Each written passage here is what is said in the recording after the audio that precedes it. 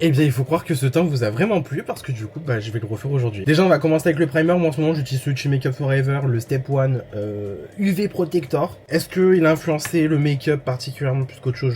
Je ne sais pas, je ne pense pas, à vrai dire. Mais bon, j'ai envie de dire, ça fait vraiment toujours office, bah, vraiment de skin prep, hein, plus ou moins. Pendant qu'on va dire que mon primer est en train de sécher, je vais m'armer de mon fond de teint. Et écoutez, j'ai utilisé le fond de teint de chez RM Beauty. Je suis désolé, il est excellent. Je fermerai jamais mon gosier dessus. Ce fond de teint est excellent et horriblement sous-coté. Et un petit peu foncé pour moi, mais honnêtement, une fois sur le visage, ça va très très bien. RM Beauty, je trouve que c'est une marque qu'on n'entend pas tant parler que ça au final, même si bon, ça reste une très bonne marque. Ce que je vais faire, c'est qu'avec le fond de teint, je vais commencer à le travailler au doigt sur ma palette et je vais venir le mettre sur mon visage. Il n'empêche, c'est un fond de teint qui est vachement épais et que lui, j'aime bien pour le coup travailler à l'éponge.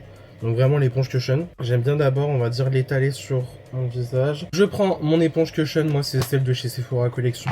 Et du coup, je vais venir commencer à estomper mon fond de teint sur mon visage. Pour le coup, je fais vraiment le truc de bien tapoter et de bien faire rentrer en fait le fond de teint dans ma peau, hein, tout simplement. Et vous voyez le fini du fond de teint, il est incroyable. Genre, je vous dis, on dort trop dessus. Je vais venir appliquer mon anti-cerne. Alors dans la vidéo de base, j'avais le Huda Beauty, mais honnêtement, le Huda Beauty, je vous jure, j'y arrive pas avec cet anti-cerne. Vraiment, j'y arrive pas. Donc j'ai utilisé celui de chez House Labs, je l'ai en teinte 11 Light Neutral. Donc je vais le mettre aux endroits où j'irai mettre de l'anti-cerne habituellement. Et j'espère que le...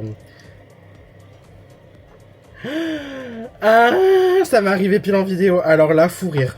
Et je l'ai fait tomber dans le pot. Je le sentais que ça allait arriver. Je le sentais gros comme une maison. Bref, peu importe. On prend un pinceau anti-cerne, on va estomper tout ça. Pour le dessous d'œil, je vais prendre la Peach Pie de chez Huda Beauty. Donc je prends le côté pointu de ma houppette. Faire rentrer la poudre dans la houppette. Je viens poudrer. Et pour le reste du teint, je vais venir prendre la poudre de chez Yves Saint Laurent en teinte numéro 5. Elle est légèrement bleutée, du coup ça va permettre un peu de corriger le côté un peu trop orange du fond de teint, donc ça m'arrange. Et donc là je vais prendre le côté plus rond de ma houppette.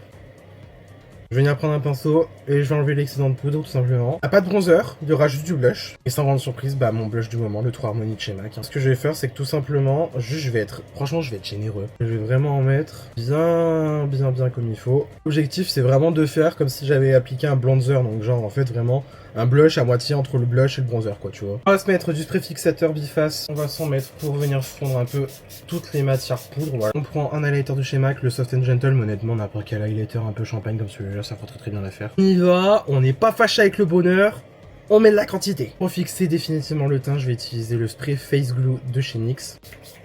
Alors vous voulez un truc très marrant, c'est que du coup je viens de capter que j'ai filmé donc le teint de la gloire sans avoir mis mon micro. C'est vraiment pas grave. C'est vraiment pas grave, c'est ok. Donc voilà ce que donne le résultat final une fois que j'ai fini donc mes yeux et mes lèvres. Écoutez, je maintiens, hein, vraiment le teint de la gloire, ça c'est typiquement le genre de teint que je pourrais faire tous les jours. J'aime trop.